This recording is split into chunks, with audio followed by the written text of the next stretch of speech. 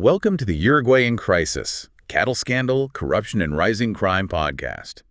Today we're doing a deep dive, really getting into a set of fascinating sources that, well, they paint a pretty complex picture of Uruguay, don't they? Yeah, Going way beyond the usual headlines. absolutely. You've shared some really compelling articles on a major cattle industry issue, these corruption allegations around a former presidential security guy. Right, Astesiano. Exactly. And then there's rising crime rates and even this exploration of the Criolla Cunning Mentality. Quite a mix. It really is. So our goal today is to kind of unpack all these connected threads, see how they link up, and pull out the most important insights for everyone listening. Sounds like a plan.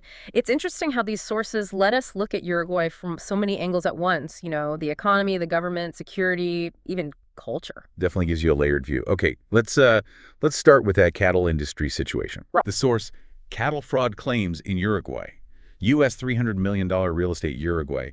It details this, well, huge fraudulent livestock investment scheme. We're talking 6,000 investors, maybe $300 million in losses. Yeah, pretty staggering numbers. And these schemes, they were promising really high returns, like up to 11%, through these private livestock contracts. And critically, outside the central bank's watch, right? Exactly. That's key. They weren't under that direct oversight.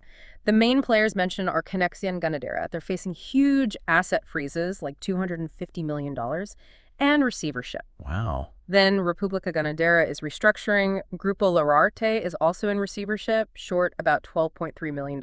And Paso de los Toros just stock operations entirely. Yeah, halted completely. What's really striking is the gap, only about $158 million, seems traceable right now against claims of $384 million. Shows you the scale of the losses. It really does. And the article notes these things kind of popped up after the 2002 banking crisis. Maybe people were looking for alternatives. That's a very plausible connection, yeah. Maybe more open to things outside the usual banking system after that shock. It's also kind of surprising that word of mouth was such a big driver for these schemes. You'd think big money investments would be more formal. You would, wouldn't you? It speaks to maybe trust networks, but also it highlights what the article calls potential gaps in regulation around these specific cattle investment contracts. Yeah, because the cattle sector is usually seen as so stable in Uruguay, right? Exactly, a bedrock. So the fact these contracts could operate, almost like financial products, but avoid scrutiny, that points to a vulnerability. And the economic ripple effects. You have to wonder about investor confidence overall now. For sure. And the impact wasn't just abstract numbers. The source mentions the middle class getting hit hard, entire families putting savings in. That's tough. Real people, real losses. And then the disruption further down the chain, meat packers, sheep slaughtering, it shows how interconnected it all is. Yeah, a shock in one spot spreads out. Like Paso de los Toros halting operations. That's a concrete example of the wider impact. Definitely underscores why that robust regulation is so important when a part of the system fails like this. The dominoes fall. And the timeline is interesting too. Started after 2002, grew for nearly 2 decades, then started falling apart in 2022 with Grupo Lararte. Right, so it wasn't an overnight thing. Now we're seeing illegal fallout, receivership, trying to claw back assets. But the expectation is, well, significant losses remain. For both local and international investors, it sounds like. Yes. And that point about the central bank saying these specific contracts weren't under their jurisdiction, that really highlights the regulatory blind spot that let this happen. A really crucial piece of the puzzle. Okay, let's shift gears a bit. Let's talk governance and this Astesiano case. Right, the former head of presidential security. Yeah, the insight crime piece. Corruption in Uruguay en la mira, tras liberación de Astesiano. Talks about his early release after being convicted on organized crime charges.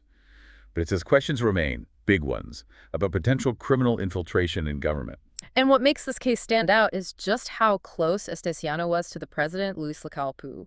Head of security, that's a position of immense trust and access. Definitely.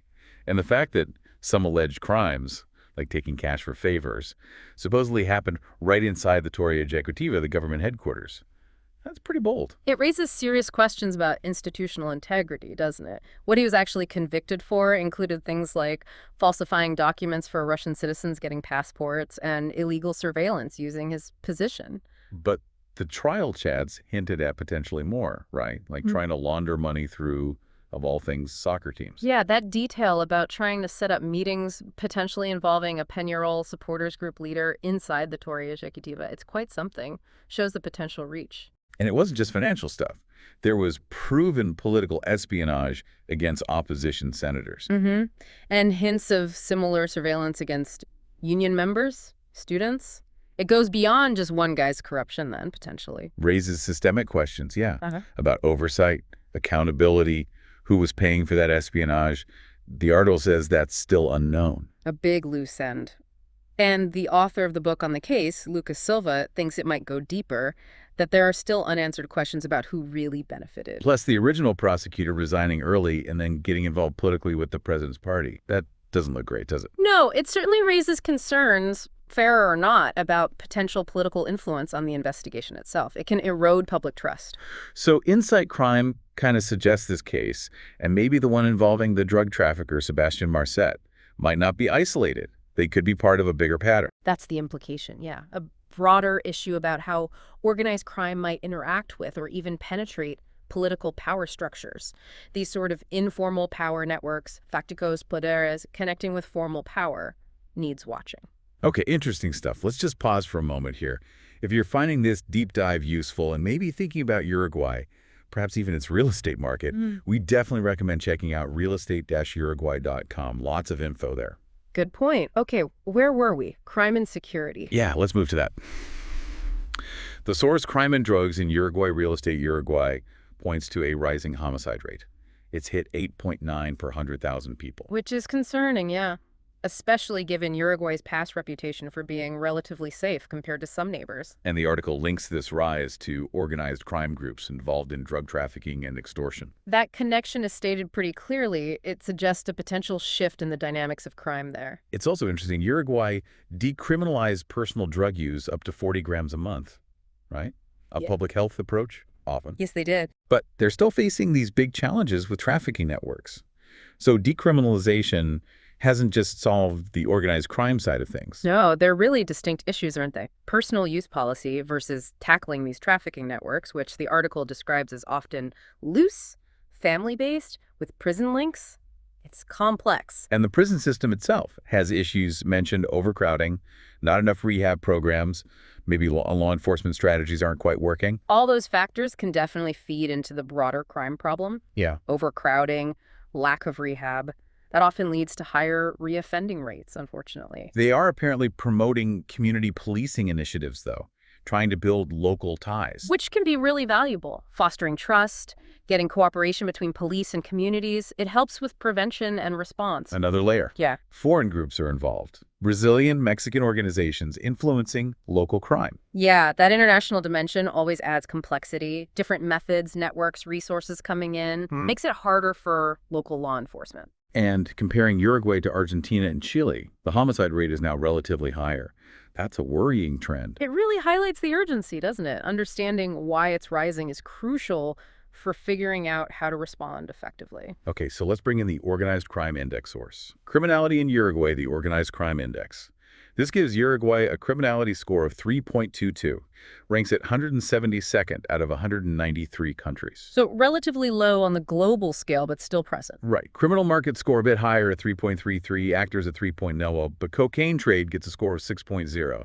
That stands out. It does. That along with the other source highlighting drug trafficking as a major concern, a quantitative angle on it. But here's the flip side. The resilience score is really strong. 7.50. That's 13th globally and number 1 in the Americas. That's a very important counterpoint. It suggests Uruguay has strong underlying capacity, institutions, governance to actually push back against these criminal pressures. The index points to Uruguay being a transit country for human smuggling and cocaine. There's extortion, sometimes people pretending to be cops, arms trafficking linked to different gun laws in the region. Yeah, the transit role is often down to geography. And that extortion tactic, impersonating police, is unfortunately a common one to build fear. There's a market for counterfeit goods, illicit cigarettes and stuff, but not a major hub. Fauna crimes, like illegal fishing, are a worry. Heroin is limited but exists, tied to cocaine. Synthetic drugs are increasing. That diversification, even if some markets are small, makes policing complex. And rising synthetic drug use is a global trend needing specific responses. Cybercrime, ransomware is up. Financial crimes like identity fraud, Ponzi schemes happen too.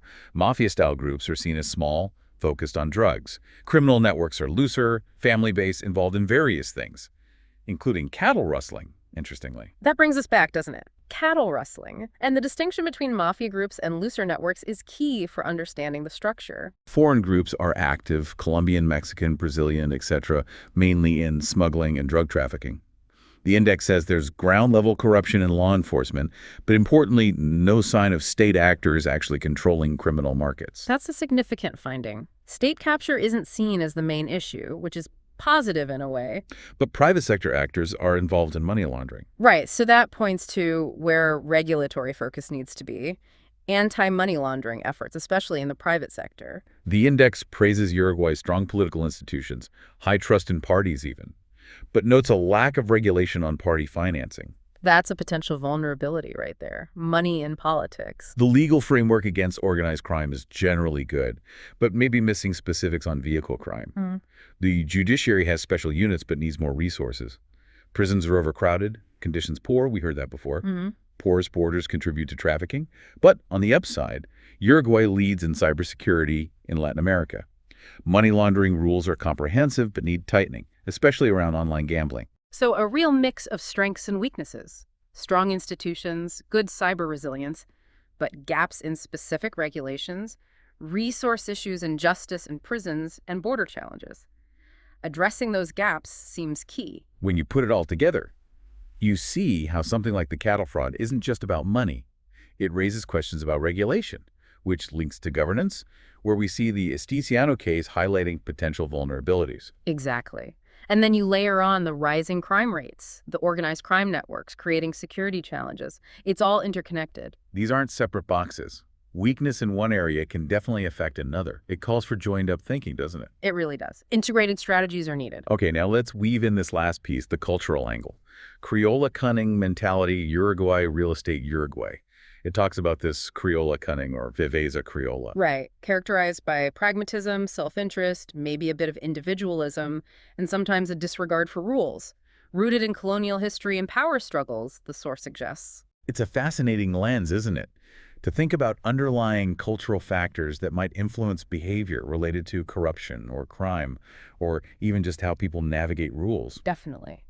The article suggests that while it might drive individual success, sometimes resourcefulness and all that, it can also challenge social cohesion. How so? Well, potentially fostering mistrust, maybe contributing to corruption, or affecting how resources get allocated if everyone's just looking out for number one. Right, hindering cooperation, maybe leading to inefficiencies like in farming or fueling the informal economy.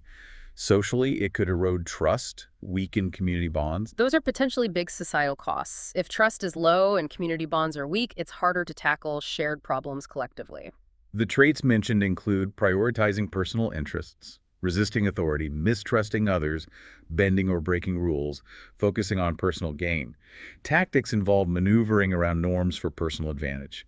Skills valued are cunning, resourcefulness, cleverness. It paints a picture of maybe a more individualistic, transactional approach sometimes.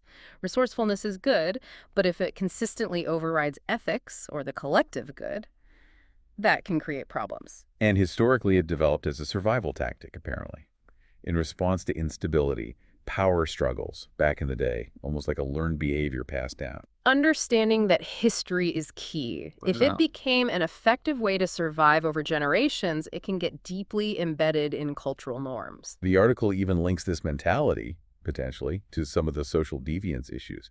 Crime rates, organized crime, homicide, drug use, youth violence, prison overcrowding, suggesting it might play some role. The idea being perhaps that a culture emphasizing self-interest and maybe rule flexibility could create an environment where deviant behavior is, if not encouraged, perhaps more tolerated in some circles. But public perception within Uruguay varies, Yeah. right? Some see it negatively, linked to economic problems. Media portrays it badly sometimes, affects ideas of freedom and responsibility. That internal debate is important.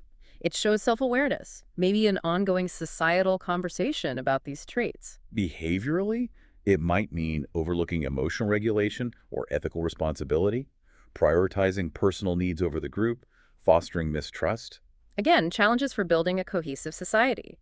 If ethics take a backseat to personal gain consistently, it impacts everything from relationships to business. And interestingly, even though Uruguay ranks relatively well on the Corruption Perceptions Index, Yeah, we noted that. this article suggests the Criolla Cunning might point to underlying behaviors that do contribute to corruption, maybe in ways those big indices don't fully capture. More subtle stuff. That's a very nuanced point. Formal anti-corruption measures might be strong, but cultural norms could still allow for less overt forms of unethical conduct. So wrapping this all up for our listeners, Yeah. what we see is this really complex interplay in Uruguay. Economic vulnerabilities like the cattle fraud, Which highlights the need for strong regulations, potential government integrity issues shown by the Astesiano case, underscoring the importance of accountability. rising crime rates demanding effective security strategies, A major challenge. and this underlying Criolla Cunning mentality, offering a lens, maybe, on some behaviors influencing all these areas. It really does give a much richer, more multifaceted view than just looking at one issue in isolation. You see the connections, the complexities. Absolutely. It moves us beyond the simple headlines. Now, if you are interested in learning more about Uruguay, maybe exploring opportunities like real estate there, and considering how these factors might play out, do visit realestate-uruguay.com. Lots of resources available. And it's worth remembering, amidst these challenges, Uruguay has real strengths too. Those democratic institutions, that societal resilience we saw in the index score. It's about understanding that balance. For sure. So this deep dive reveals a really nuanced picture. Uruguay's facing challenges: cattle industry, corruption questions, rising crime, this complex cultural dynamic. But the way they're all interconnected is key. It demands comprehensive solutions. And as you, the listener, think more about this, consider how these pieces fit together: economy, governance, security, culture. How do they influence each other? What seems most pressing? And how might that Criolla cunning be both a barrier and maybe even in some ways part of finding unique solutions? Lots to think about. Definitely. Well, thank you for joining us for this deep dive into Uruguay. For more information on real estate opportunities in the country, please do visit realestate-uruguay.com. Thank you for listening to the Uruguay in Crisis: Cattle Scandal, Corruption, and Rising Crime podcast.